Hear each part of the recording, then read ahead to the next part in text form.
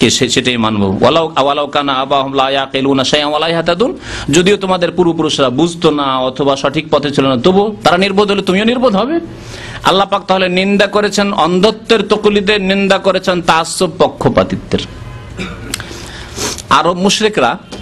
আরব মুশরিকদের মধ্যে জাতীয়তা, আজকাল জাতীয়তা সেই যুগের জাহিলি জাতীয়তা এখনো ফিরে এসছে, বিভিন্ন রূপে ফিরে এসছে। সেই জাতীয়তা এত উচ্চ শিখরে পৌঁছেছিল, নোংরা জাতীয়তা, যে তাদের একটি প্রবাদ ছিল, বুখারী শরীফে সেই হাদিসটি এসেছে, উনসুর আখাকা জালেমান না মজলুমান। তোমার ভাই জালেম হোক অথবা মজলুম হোক, তোমার ভাই তোমার বংশের লোক জালেম হইলেও তার সাহায্য করো, আর মজলুম হইলেও তার সাহায্য করো। এটা বাহ্যিক অর্থে তারা এর উপর চলতো। অর্থাৎ যেমন এর আগে বললাম যে দুজনে ঝগড়া লেগেছে, আপনার বংশের একটা লোক ওর দিক থেকে লেগে গেলেন, তাই লাঠি বের করে মারপিট শুরু করে দিলেন, দেখা দেখি না, চিন্তা করার নাই। আমাদের সেই গ্রাম্য লড়াইগুলো এরকম হয়, বা রাজনৈতিক লড়াইও। আজকাল রাজনৈতিক ওই জাহিলিয়াত 1400 বছর আগের জাহিলিয়াত এখন ফিরে এসছে। কারা আমার দল, এটা আমার দল, ওটা ওদের দল, আমাদের দলে লাগতে হবে।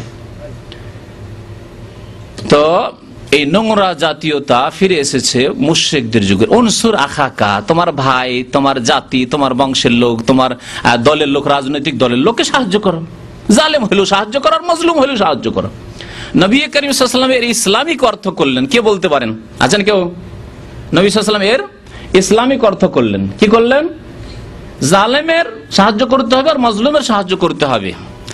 সাহাবারা জিজ্ঞাসা করলেন যে মাজলুমের সাহায্য তো বুঝতে পারলাম, মজলুম একটা লোকের উপর জুলুম অত্যাচার হচ্ছে, তার জমি দখল করে নিল, তাকে মারছে, সাহায্য করলেন গিয়ে, মারো এটা ছুটিয়ে দিলেন, বাঁচিয়ে দিলেন, যাও আমার বাড়িতে ঢুকে যাও, জান বাঁচিয়ে দিলেন, তার সাহায্য করলেন। জালেমের কি করে সাহায্য করবো সাহাবারা জিজ্ঞাসা করলেন। নবী করিম সাল্লাল্লাহু আলাইহি ওয়াসাল্লাম উত্তর কি বলেছিলেন? তাকুফুহু আনি যুলমে ফাযালিকা নাসরুকা ইয়াহু, তাকে জুলম করাতে বাধা দিবে, খবরদার, ধাক্কা দিয়ে তাড়িয়ে দেন তাকে, খবরদার, তাকে স্পর্শ করতে পারবে না তুমি। শয়তান কোথাকার, দুষ্ট, মারামারি করতে এসছো, কেন তুমি জুলম করতে এসছো? জমি দখল করেছে, খবরদার এই জমিতে পা দেবে না। আল্লাহ যাদেরকে ক্ষমতা দিয়েছেন, বিশেষ করে প্রশাসন, বিশেষ করে যাদের কাছে নেতৃত্ব রয়েছে, তাদের ক্ষমতা রয়েছে, ক্ষমতার বল প্রয়োগ করে বেঈমানি করে জমি, তাকে সেই জমি থেকে তাড়াবে। তাহলে জালেমকে জুলম করতে বাধা দেবে, এইটি হচ্ছে তোমার জালেমের সাহায্য করা। ইসলামীকরণ করলেন এই জাহেলি মুশরিক যুগের জাতীয়তার প্রবাদের। তো পক্ষপাতিত্ব বাধিত। হক সত্য গ্রহণে আর একটি বাধা হচ্ছে অহংকার। অহংকার, অহংকার বড় বাধা। ইরান পারস্য দেশের রাজার কাছে নবী করিম সাল্লাল্লাহু আলাইহি ওয়াসাল্লাম যখন চিঠি পাঠিয়েছিলেন কিসরার কাছে, খবর আছে কি করেছিল? সে ধরে ছিঁড়ে ফেলেছিল, এবং দূতকে অবমাননা করা তখনও নিষেধ ছিল। ইসলামের কাছ থেকে শিখেছে আজকালকার যুগের লোকেরা। নবী করিম সাল্লাল্লাহু আলাইহি ওয়াসাল্লাম বড় দুঃখিত হলেন যে দূতের সাথেও বেয়াদবি করেছে, মানহানি করেছে তার। নবী সাল্লাল্লাহু আলাইহি ওয়াসাল্লাম যখনই খবর পেলেন যে আমার চিঠিকে ছিঁড়ে ফেলেছে ইসলাম, আসলিম তাসলাম, ইসলাম গ্রহণ করো, নিরাপদ থাকবে, এই কথা লেখা ছিল তার প্রথম লাইনে বিসমিল্লাহর পরে, মিন মুহাম্মাদিন রাসূলিল্লাহ ইলা মালিকে কিসরা,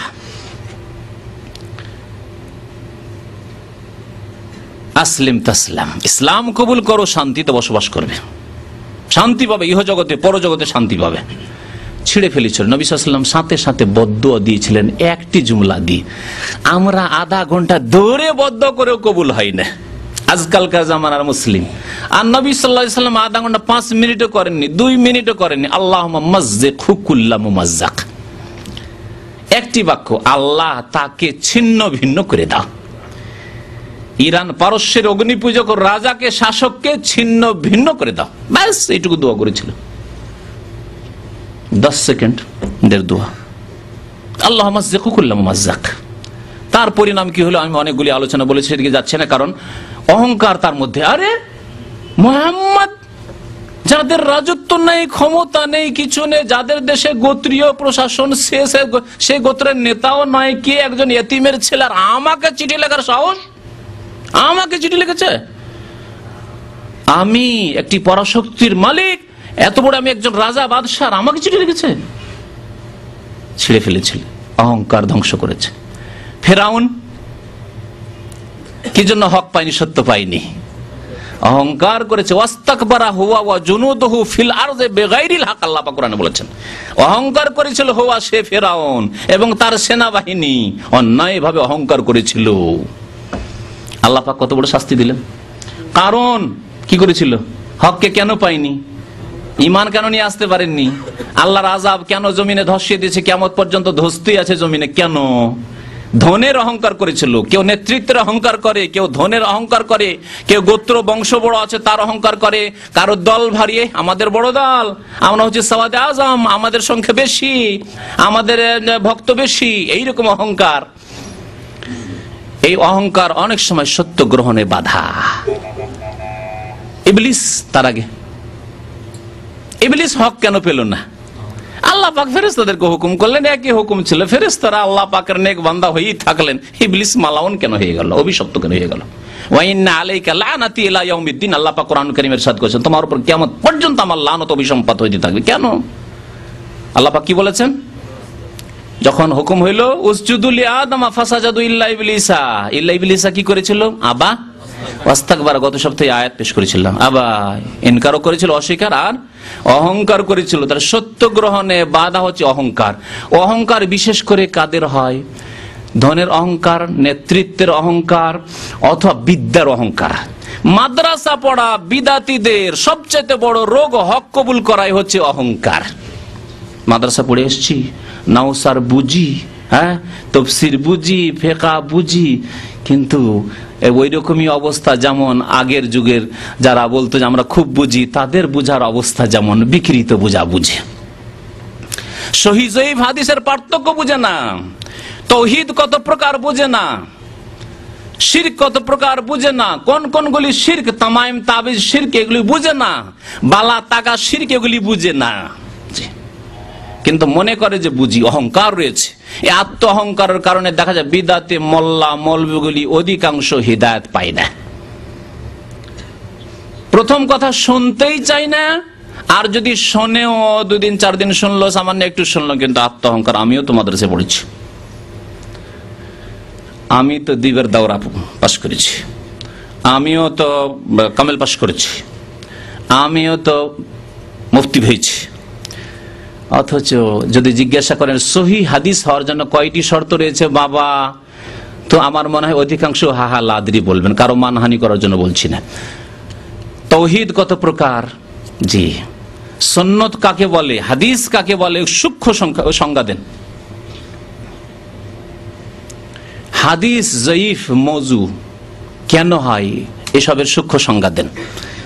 জয়ীফ মওযু বুঝেন না, এমন এমন হাদিস বয়ান করেন যার নাত গলাশি লাগাম কিছুই নেই। বুঝেন, নাত গলাশি লাগাম এসব তো বুঝেন মনে হয়, কিছুই নেই তার। এই ভাষাটি ওলামা কেরাম মুহাদ্দিসিন, আগের প্রাচীন যুগের মুহাদ্দিসিনদের ভাষা, যে এমন এমন হাদিস বয়ান করে যে লাজেমামা, কোন লাগাম নেই, লাগামবিহীন। উতলুবুল ইলমা ওয়ালাউ কানা বিসসিন, সুদূর চীনে যেতে হলে ওখানে ইলম শিখতে যাও। চীনে না কোনোদিন মাদ্রাসা ছিল, না কোরআন হাদিসের কোনো বড় প্রতিষ্ঠান ছিল আল আজহারের মতো, যে যেতে বলবেন চীন দেশ। আশ্চর্য কথা বয়ান করে। আরো বহু হাদিস, লাউলা কালামা খালাকতুল আফলাক, হে নবী তুমি না হলে সারা পৃথিবীর কিছুই সৃষ্টি হইতো না। জাল, মিথ্যা কথা। আউয়ালামা খালাকাল্লাহু নূর, প্রথম নবীর নূর পয়দা হইল, মিথ্যা কথা। জাল, জয়ীফ, সহিহ কিছুই বুঝলো না। আর এখানে আল্লাহ পাক সুযোগ দিয়েছেন সৌদি আরবে এসে, কিন্তু শিখলো না। কি জন্য? কারণ হচ্ছে হক গ্রহণ করার বাধা হচ্ছে অহংকার। আমি কেন শিখতে যাব, তোমাদের সাথে বসে শিখতে যাব। বড় বিয়াদবি হইলে হবে মনে হয় বললে, কিন্তু অনেক শিক্ষিত ভাইরা রয়েছেন আমাদের এখানে। কানাডা থেকে আমাদের এক ভাই এসে আছেন, আজাদ ভাই, এখানে 7-8 বছর আমাদের এখানে নিয়মিত উনি আসতেন মঙ্গলবারে, এবং শুক্রবারে জুমা মসজিদে আসতেন। তারপরে ওখানে চলে গেছেন, ওখানকার নাগরিক হয়ে গেছেন, বাংলাদেশ দিনাজপুরে বাড়ি। উনি এখানে আপনাদের মতো সাধারণ নিচে বসে আছেন, কিন্তু সামান্য কিছু লোক এইরকমও আছে, বা বেশিও হইতে পারে, যাদের পক্ষ থেকে বড় আক্ষেপজনক, দুঃখজনক কথা এসেছে যে এইভাবে নিচে বসে শিক্ষা, যেহেতু ডাক্তার, যেহেতু ইঞ্জিনিয়ার, সেই জন্য নাকি নিচে বসে ইলম শেখা যাবে না। আরে নবী করিম সাল্লাল্লাহু আলাইহি সাল্লাম, আবু বকর, ওমরের সামনে আপনি নিজেকে ওজন করুন তো, আপনি কোথায়? আবু বকর, ওমর, উসমান কোন জায়গায় শিখতেন? সেজদা করতেন ধুলোতে, তখন চাটাই ছিল না, পাটির ব্যবস্থা ছিল। মসজিদে নববীতে ধুলোতে, বালিতে, পাথরের উপর সেজদা করতেন সাহাবায়ে কেরামরা। তাদের পায়ের কাছে